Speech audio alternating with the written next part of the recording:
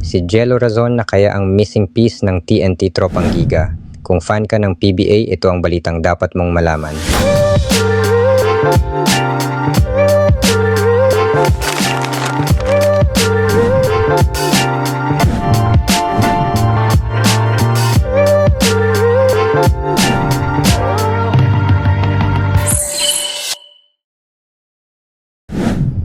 Ang TNT Tropang Giga, isa sa pinakamalalakas na team sa PBA, officially kinuhang player si Jello Razon.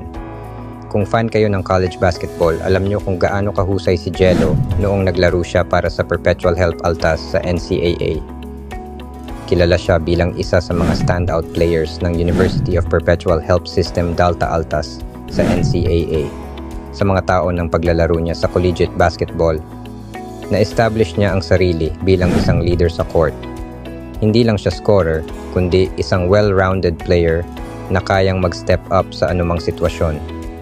Sa NCAA, si Razon ay consistent contributor para sa kanyang team. Mula sa kanyang rookie season, pinakita niya agad ang kanyang potensyal sa pamamagitan ng solid na performances, lalo na sa offensive end.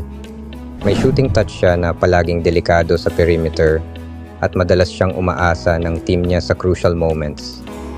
Sa kanyang huling season, lalo siyang nag-shine bilang isa sa mga top players ng liga na may magandang scoring average, matibay na depensa, at clutch plays na kinabiliban ng maraming basketball fans. Hindi lang scoring ang strength niya. Ang basketball IQ ni Jello ang nagdala sa kanya sa radar ng mas malalaking basketball programs. Madalas siyang magbigay ng tamang diskarte sa mga mahihirap na sitwasyon kung saan nabibigyan niya ng tsansa ang kanyang teammates na mag-perform.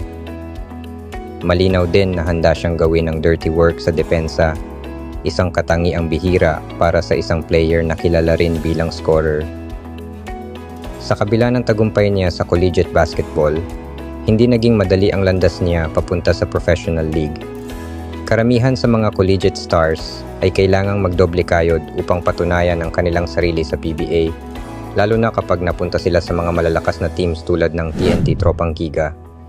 Ngunit sa kaso ni Razon, malinaw na nakita ng TNT ang kanyang potensyal bilang isang player na hindi lamang pang college, kundi pang professional level ang skill set. Unahin natin kung bakit mahalaga ang move na ito para sa TNT. Simple lang, TNT needs fresh blood.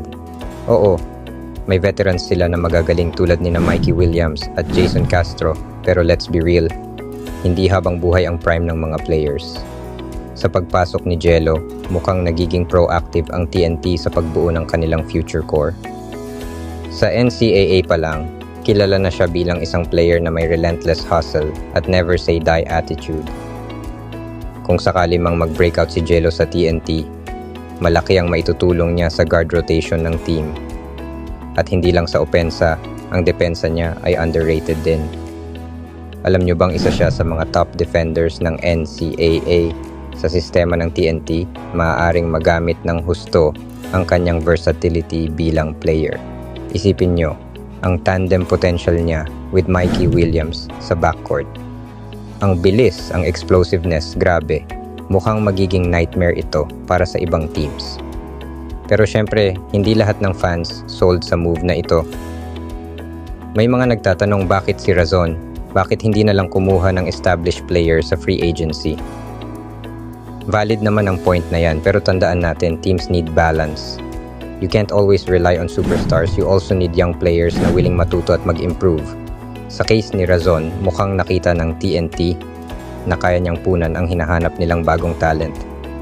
Sa ngayon, ang focus ni Jello ay mag-adjust sa sistema ng TNT at patunayan na worth it ang tiwala sa kanya.